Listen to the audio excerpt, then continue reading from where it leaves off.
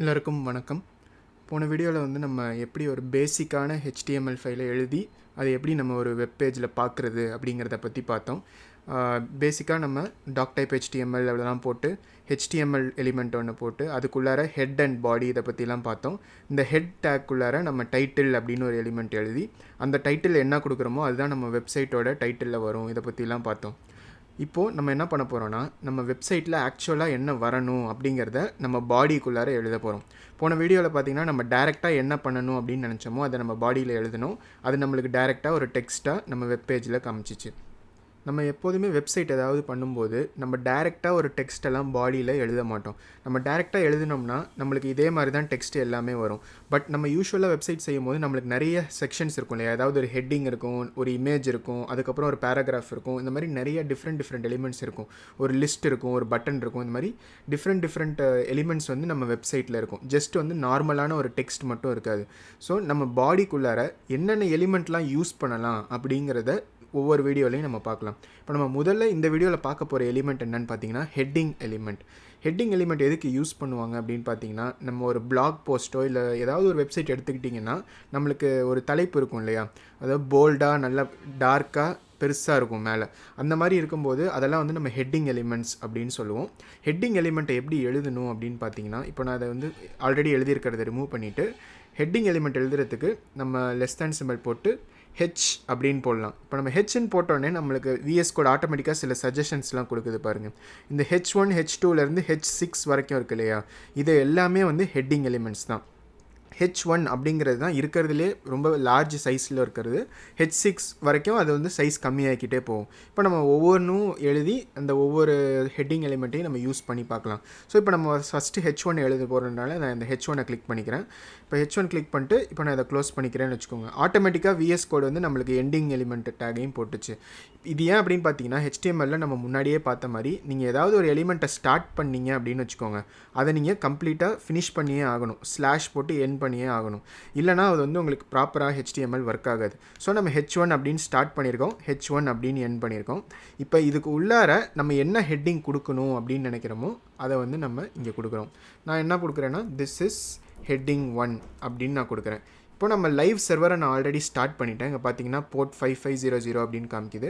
நீங்கள் ஸ்டார்ட் பண்ணல அப்படின்னா உங்களுக்கு கோ லைவ் அப்படின்னு ஒரு ஆப்ஷன் இருந்துச்சுன்னா அதை கிளிக் பண்ணிங்கன்னா ஆட்டோமேட்டிக்காக உங்களோட டிஃபால்ட் ப்ரௌசரில் இந்த வெப்பேஜ் ஓப்பன் ஆகிடும். இப்போ நான் அதை மாற்றினதுனால இப்போ நான் இதை சேவ் பண்ண உடனே எனக்கு பார்த்தீங்கன்னா இந்த இடத்துல அவுட்புட் வந்துடுது. இப்போ பார்த்தீங்கன்னா நம்ம என்ன சொல்லியிருக்கோம்னா, H1 எலிமெண்ட் டேக் உள்ளார திஸ் இஸ் ஹெட்டிங் 1 அப்படின்னு சொல்லியிருக்கோம் இல்லையா? இப்போ நம்ம முன்னாடி பார்த்த நார்மல் டெக்ஸ்ட் மாதிரி இல்லாமல் இது கொஞ்சம் போல்டாகவும் பெரிய ஃபாண்ட் சைஸ்லையும் நம்மளுக்கு காமிச்சிருக்கு. இதுதான் வந்து ஹெட்டிங் டேக்ஸ். நார்மலாக ஒரு டெக்ஸ்ட்டை டிஸ்பிளே பண்ணாமல் நம்ம ஒரு ஹெட்டிங்காக அதை டிஸ்பிளே பண்ணணும். ஒரு பிளாக் போஸ்ட்டையோ இல்லை ஒரு வெப்சைட்டில் ஒரு நியூஸ் சேனலில் நம்ம பார்க்கும்போது ஒரு தலைப்பு இருக்கும் இல்லையா, ஒரு ஹெட்லைன் இருக்கும். அந்த மாதிரிலாம் நம்ம ஏதாவது ஒரு வெப் பேஜில் டிஸ்பிளே பண்ணணும் அப்படின்னு நினச்சோன்னா அதை ஹெட்டிங் டேக்ஸ் மூலியமாக தான் நம்ம டிஸ்பிளே பண்ணுவோம். இப்போ நம்ம முன்னாடியே பார்த்த மாதிரி H1 டேக் மட்டும் இல்லாமல் நம்மளுக்கு H6 வரைக்கும் இருக்குது.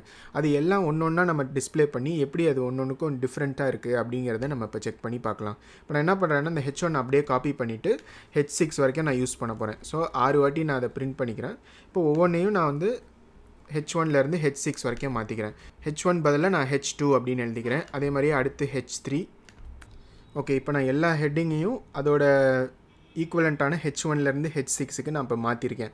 இப்போ நான் இந்த ப்ரோக்ராமை சேவ் பண்ண உடனே நம்மளுக்கு இந்த வெப்பேஜில் அவுட்புட் மாதிரி வரும். அது எப்படி வருது அப்படிங்கிறத இப்போ நம்ம செக் பண்ணி பார்க்கலாம். இப்போ நான் இந்த ப்ரோக்ராமை சேவ் பண்ணுறேன். இப்போ பார்த்தீங்கன்னா நம்மளுக்கு 6 ஹெட்டிங் வந்திருக்கு. ஒவ்வொரு ஹெட்டிங்கும் சைஸ் கம்மியாகிக்கிட்டே போகுது பாருங்கள். ஸோ ஹெட்டிங் 1 அப்படின்றது தான் இருக்கிறதுலே பெரிய சைஸு. அதுக்கப்புறம் ஹெட்டிங் 2 வந்து அதோட கொஞ்சம் சின்னதாக இருக்குது. ஹெட்டிங் 3 அதோட கொஞ்சம் சின்னதாக இருக்குது. அந்த மாதிரி H6 வரைக்கும் போகுது. ஸோ இப்படி தான் நம்ம ஒரு பிளாக் போஸ்ட்லேயோ இல்லை ஏதாவது ஒரு வெப் ப்ராஜெக்டில் ஒர்க் பண்ணும்போது நீங்கள் என்ன ஹெட்டிங் வேணும் அப்படின்னு நினச்சிங்கனாலும் நம்ம ஹெட்டிங் எலிமெண்ட்ஸை தான் யூஸ் பண்ணணும். அது என்ன மாதிரி சைஸில் வேணும் உங்களுக்கு அப்படிங்கிறத நீங்கள் இந்த H1லேருந்து H6 வரைக்கும் சூஸ் பண்ணிக்கலாம். எங்கே இது யூஸ் ஆகும் அப்படின்னு பார்த்தீங்கன்னா, உதாரணத்துக்கு நான் மறுபடியும் ஒரு பிளாகே எடுத்துக்கிறேன். நீங்கள் உங்கள் பிளாகுக்கு கம்ப்ளீட்டான ஒரு பிளாக் டைட்டில் வந்து நீங்கள் இருக்கிறதுலே லார்ஜ் சைஸில் எழுதிக்கலாம்.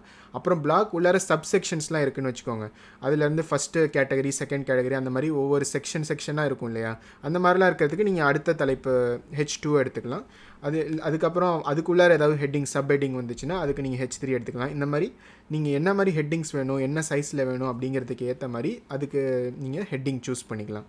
அவ்வளோதான் இந்த வீடியோவில் நான் சொல்ல வந்தது. இதுதான் வந்து பேசிக்காக ஹெட்டிங் எலிமெண்ட்ஸ் நம்ம HTML-ல தெரிஞ்சிக்க வேண்டியது. நீங்கள் எந்த வெப் ப்ராஜெக்ட்டில் ஒர்க் பண்ணாலும் மோஸ்ட்லி ஏதாவது ஒரு ஹெட்டிங்கை நீங்கள் கொடுக்குற மாதிரி தான் வரும். ஸோ கண்டிப்பாக அந்த ஹெட்டிங் எலிமெண்ட்டை பற்றி நல்லா தெரிஞ்சுக்கோங்க. ஸோ நீங்களும் VS கோடில் வந்து இதே மாதிரி ஒரு ப்ரோக்ராம் எழுதி அதை வந்து டிஸ்ப்ளே பண்ணி பாருங்கள். நீங்கள் எதிர்பார்க்குற அவுட்புட் வருதான்னு பாருங்கள். H1லேருந்து H6 வரைக்கும் எல்லாத்தையும் போட்டு என்னென்ன சைஸில் வருது அதை பற்றிலாம் நீங்கள் செக் பண்ணி பாருங்கள். ஏதாவது உங்களுக்கு சந்தேகங்கள் இருந்தால் கமெண்ட்டில் கேளுங்க, உங்களுக்கு நான் ஆன்சர் பண்ணுறேன். இந்த வீடியோ உங்களுக்கு பயனுள்ளதாக இருந்து பிடிச்சிருந்துச்சுன்னா மறக்காமல் லைக் பண்ணுங்கள், சேனலுக்கும் சப்ஸ்கிரைப் பண்ணிக்கோங்க. இதே மாதிரி ஒரு புது கான்செப்டோட நெக்ஸ்ட் வீடியோவில் உங்களை பார்க்குறேன். பை.